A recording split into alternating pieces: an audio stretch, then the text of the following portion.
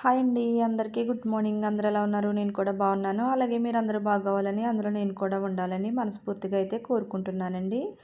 ఈరోజు వీడియో వచ్చేసి capsicum rice చాలా ఈజీగా చేసుకోవచ్చు. పిల్లలకైనా, పెద్దవాళ్ళకైనా ఇట్లా లంచ్ బాక్సెస్ పెడుతూ ఉంటాం కదా!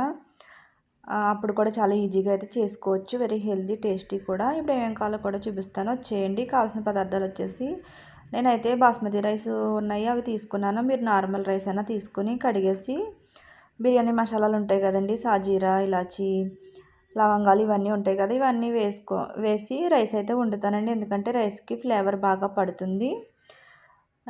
అలా వేసేసుకున్న తర్వాత వాటర్ అయితే పోసుకుంటున్నాను.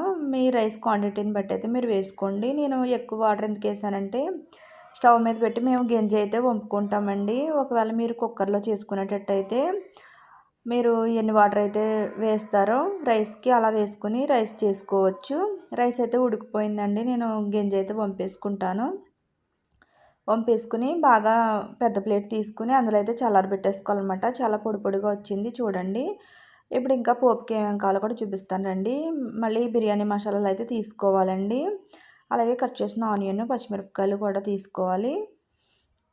కొంచెం కరివేపాకు అండి. కరివేపాకు వేయడం వల్ల మంచి ఫ్లేవర్ అయితే వస్తుంది. నేను సన్నగా కట్ చేసుకున్నాను క్యాప్సికము. ఒకవేళ మీరు చిన్న ముక్కలుగైనా కట్ చేసుకోవచ్చు. ఇది వచ్చేసి గరం మసాలా పౌడర్ అండి. నేను ఇంట్లోనే ప్రిపేర్ చేసుకుంటాను. ఇది వచ్చేసి మిరియాల పౌడరు. ఇది కూడా ఇంట్లోనే ప్రిపేర్ చేసుకుంటాను. కొంచెం సాల్ట్ అండి. ఇప్పుడు స్టవ్ మీద కడాయి పెట్టేసుకుని ఆయిల్ హీట్ అయిన తర్వాత బిర్యానీ మసాలాలు అయితే వేసేసుకుంటున్నాను. బిర్యానీ మసాలాలు అటు ఇటు వేయించుకునండి, బాగా వేయించుకోవాలి. ఒక 2-3 నిమిషాల్లో వేగిపోతాయి అన్నమాట. అలా వేగిన తర్వాత కట్ చేసిన ఆనియన్, పచ్చిమిరపకాయలు అయితే వేసుకుంటున్నానండి.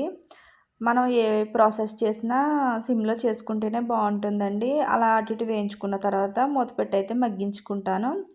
లైట్గా అయితే మగ్గాయండి.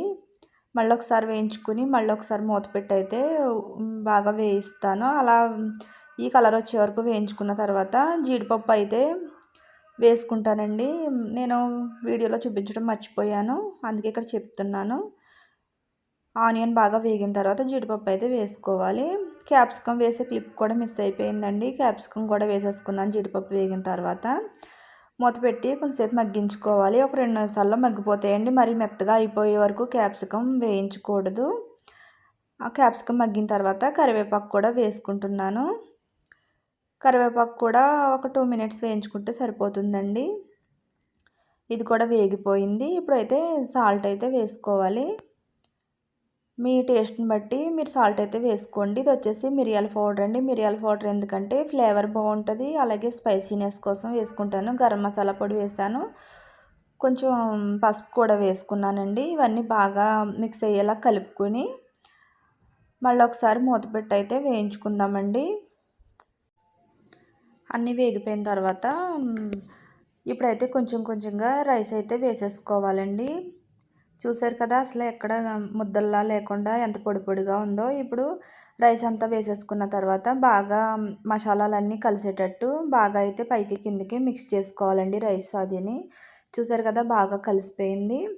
ఇలా కలిసిన తర్వాత ఒకసారి సాల్ట్ అది ఒకసారి అయితే చూసుకోవాలండి. ఒకవేళ సరిపోకపోతే మళ్ళీ కొంచెం వేసుకోవచ్చు. నేనైతే ఒక నిమ్మకాయ కూడా వేసుకుంటున్నాను. నిమ్మకాయ వేయడం వల్ల టేస్ట్ కూడా చాలా బాగుంటుందండి. నిమ్మకాయ వేసి బాగా కలుపుకున్న తర్వాత మూత పెట్టి అయితే ఒక 5 నిమిషాల వరకు మగ్గించుకోవాలి. ఇంతేనండి, క్యాప్సికమ్ రైస్ చాలా టేస్టీగా ఉంటుంది. నా వీడియో కనుక నచ్చినట్టయితే లైక్ చేయండి, షేర్ చేయండి. కొత్త వాళ్ళు ఎవరైనా నా ఛానల్ చూస్తున్నట్టయితే సబ్స్క్రైబ్ అయితే చేసుకోండి. Thank you for watching.